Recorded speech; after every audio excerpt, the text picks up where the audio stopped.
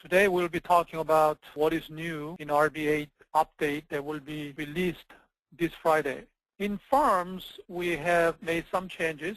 For example, in the firm level repository where you store your clients' law firm's documents, now you are able to publish them and share those documents with a client.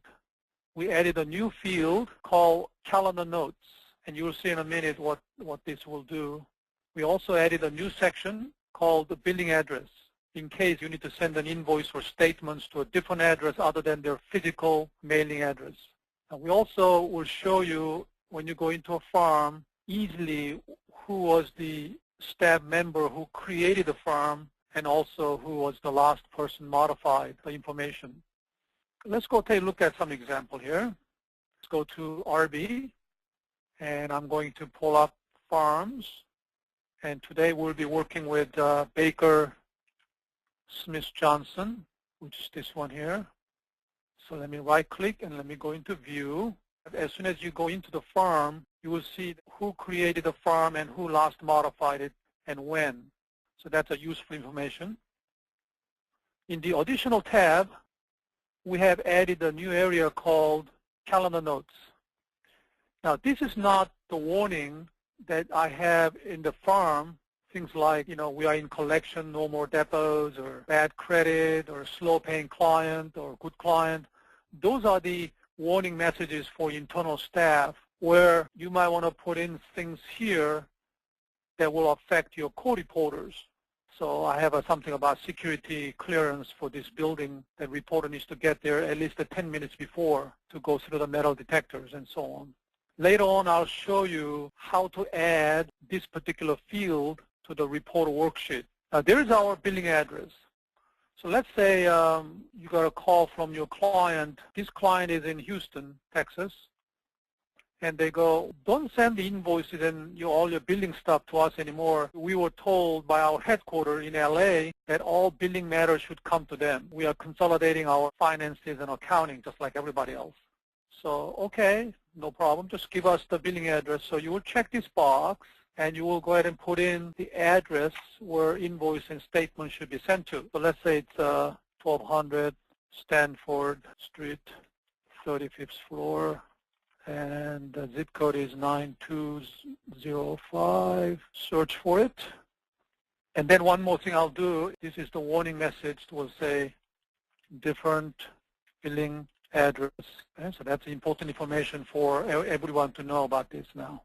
So let's go ahead and save that out.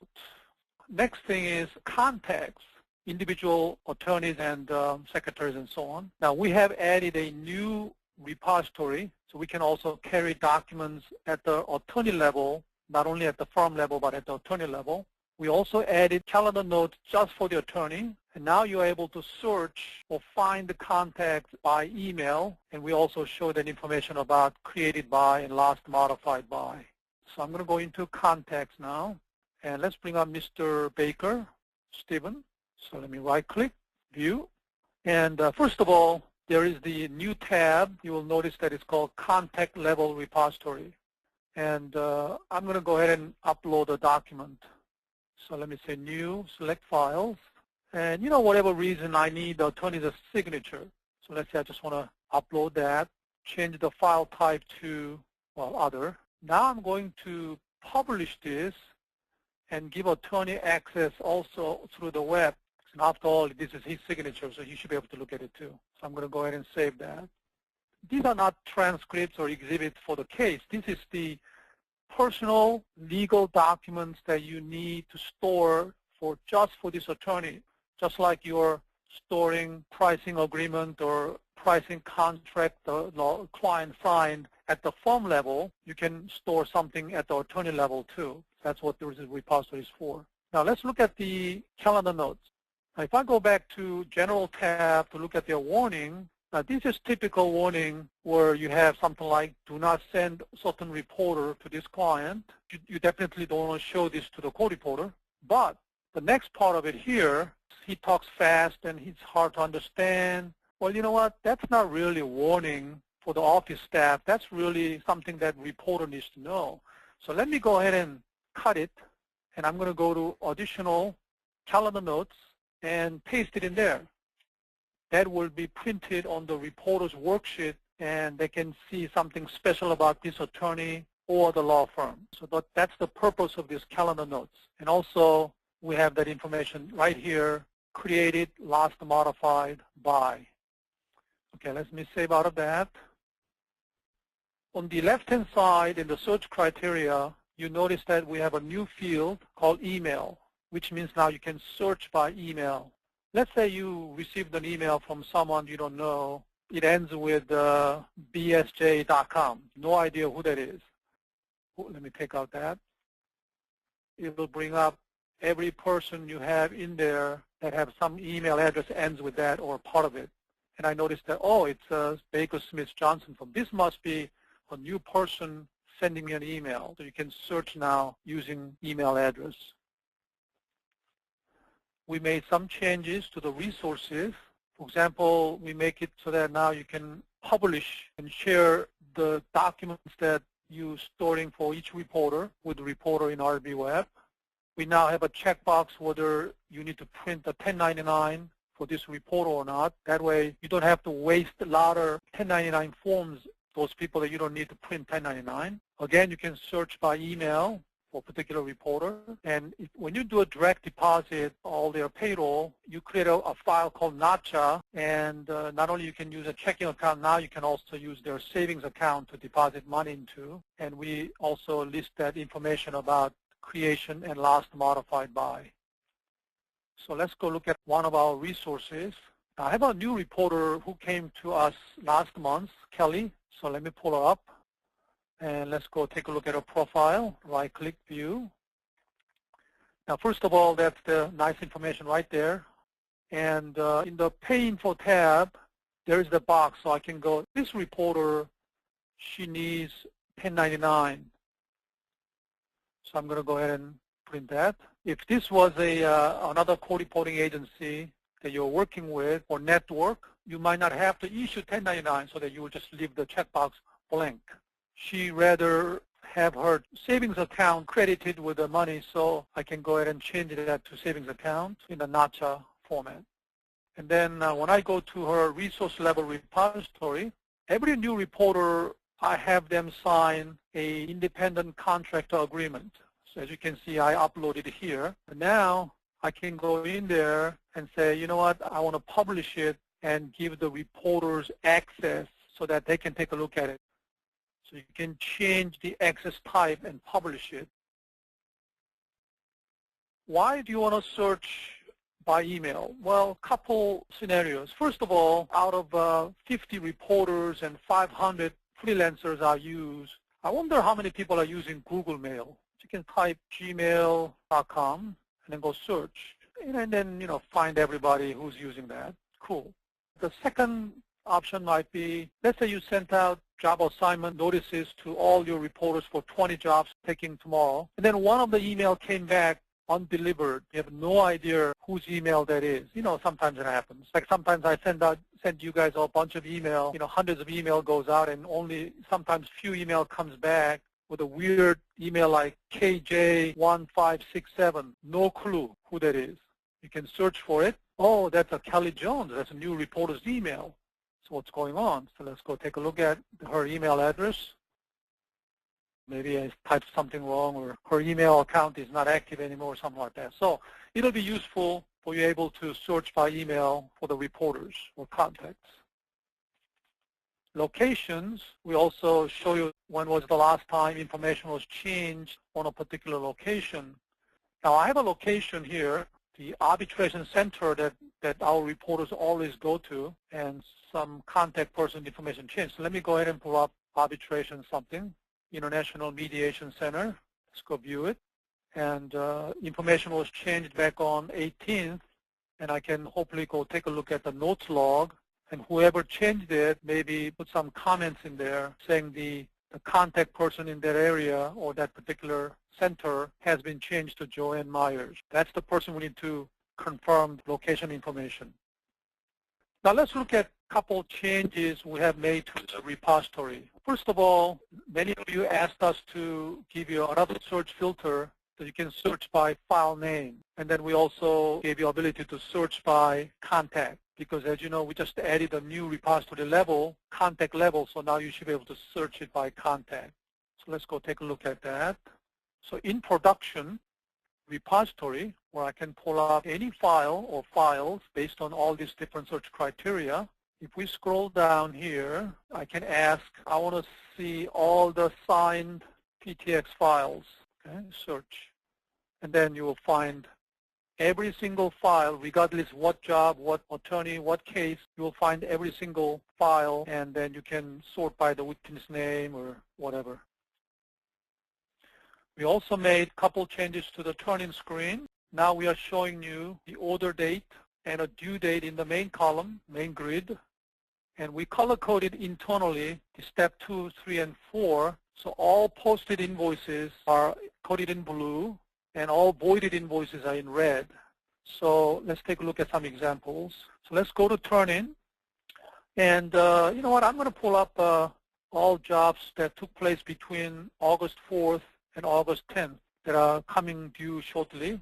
Show me all jobs, search. So there's the order date.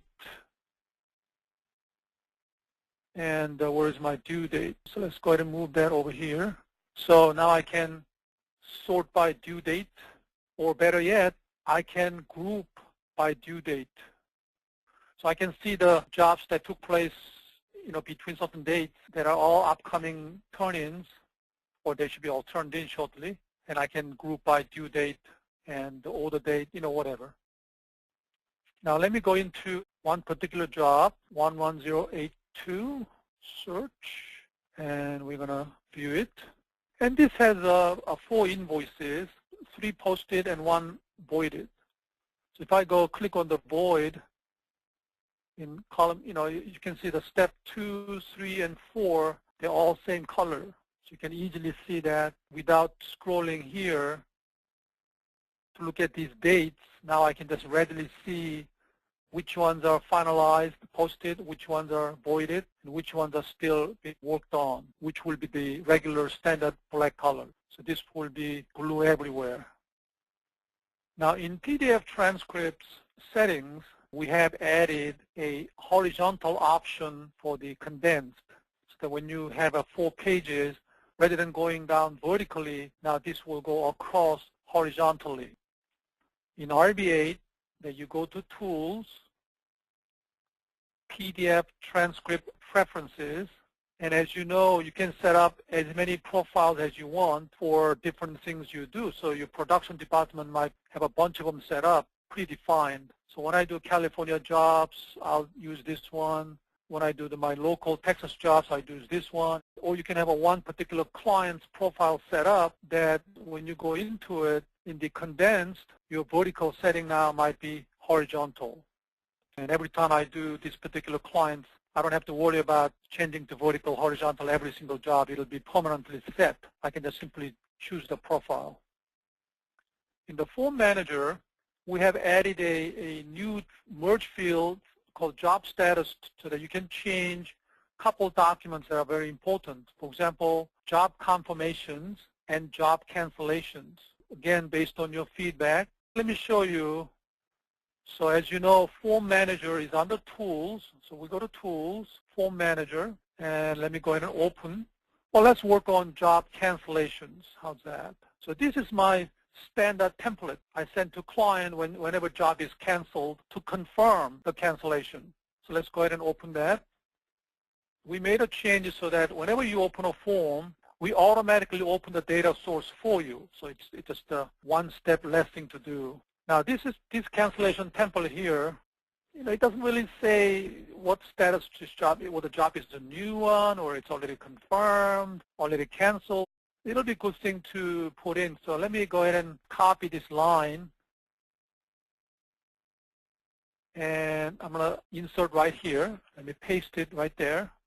So what I'm going to do is change this to what about current status and tap, and I don't want that one. What I want is status of the job. So if I go down here, look for job, and somewhere down here there should be status. So that's a field that I like to merge there. So I double click on it, and now there's a job status. And you know what, I don't need these guys, so let me just take those out. That way, when this email goes out with a form, client can see the current status of this particular depot. For those of you who are exporting your invoices as an electronic invoicing, or it's called Lee's 1998B format. Now, certain cases, your client might ask for this weird name. Now, we forgot one thing we implemented last year. There was a particular field called client ID that is very critical. It's an input field that your client will tell you what ID to use for this field. So we had to add it to case parties and job parties so that when you export invoices, this new field will be used and generate this file format correctly. So if I go into a case manager, we're working on a huge case against this motor company called Junk Motor Company. And let me pick on this Lee versus Junk Motor. And when I go to case parties, Mr. Daniel Berg is the lead attorney for defense, and he said, we don't want all these paper invoices. We got to submit the electronic invoices to our carrier, insurance company, or corporate client in Lee's format, so they can import into their accounting, law firm accounting software. But you have to use this code as a client ID. So let's go ahead and take a look at that.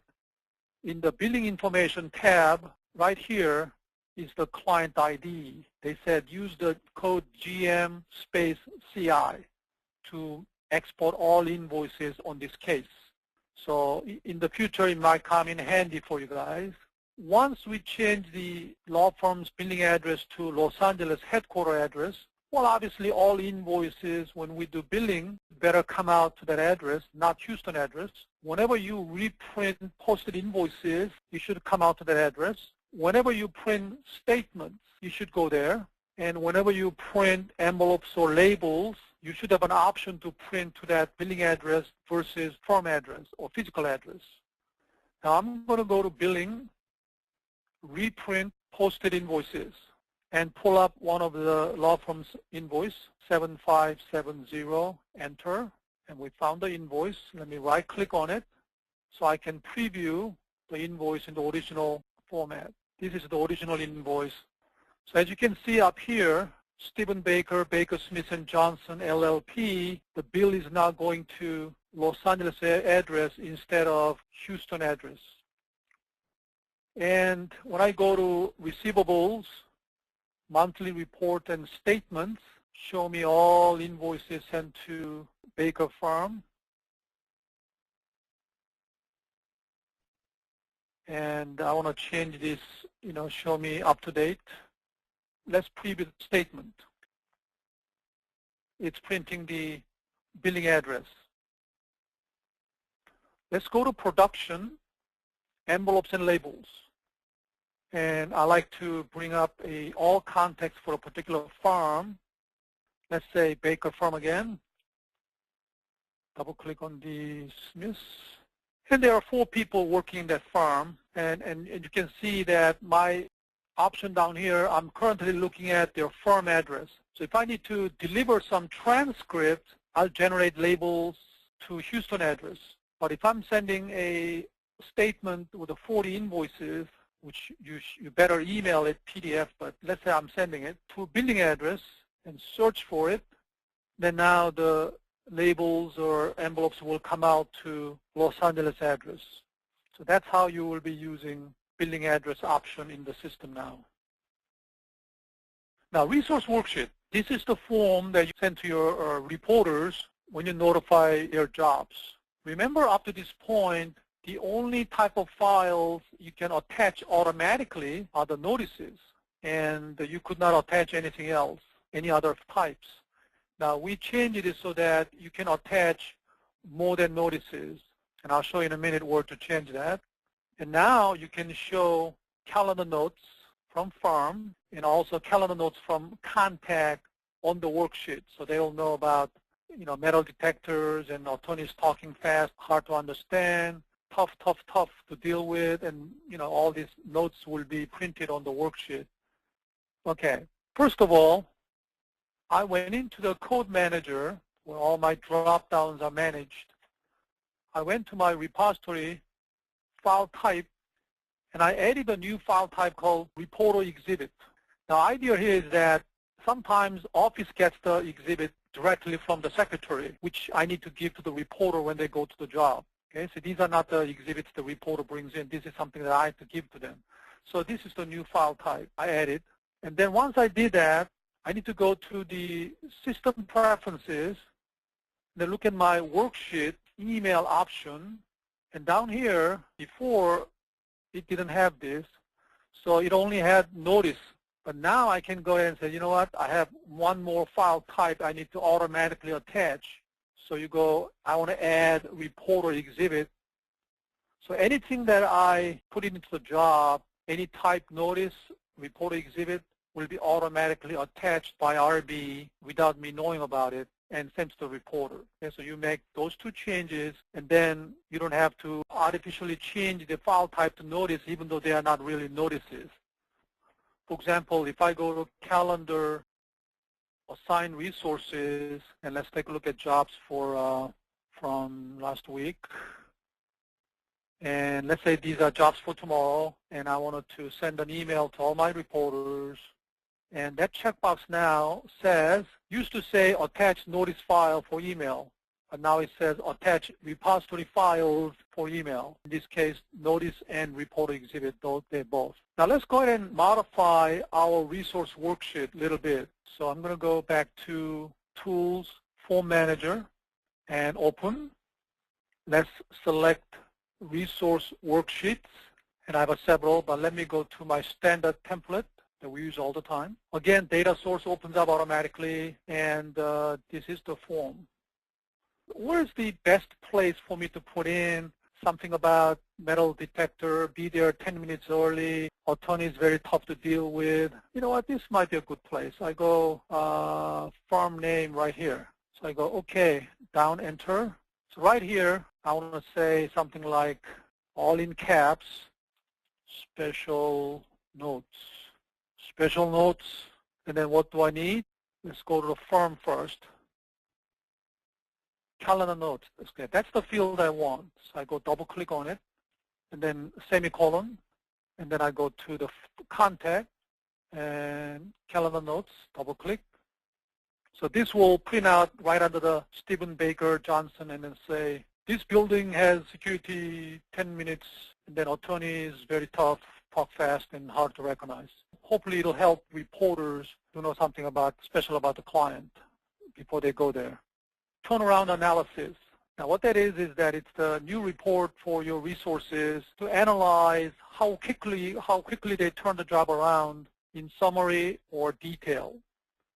Other than the receivable report, all reports are under reports. So you click on that, and under the resource, there is a new report. It's called Turnaround Analysis. Let's go in there. But first of all, let me go ahead and look at the year-to-date for everybody summary. So let me go to simply search. Now this looks much like a business analysis, very similar tool. On the left-hand side, we'll bring up every single reporter you have worked for you guys or turned in something. And if you expand on or click on the plus sign in front of the year, it'll expand into quarters and months. Okay? Same way. Now, never mind those negative numbers. That's because our data we turned in so many different times. That's what causes it. Now, you can switch this to detail and then search again, and then you will get a detail of every single job, order date, job date, due date, turn-in date, number of days, and so on. Let me pull up one reporter, Kelly, our new reporter. So show me Kelly. Let me go ahead and select her. And once I select the reporter, I'm going to look at her year-to-date. Well, she came to work for us last month, so she just did the 2 jobs. Not bad, not good, 11.5 days. Let's look at her detail. Search. Very first job, she took 17 days.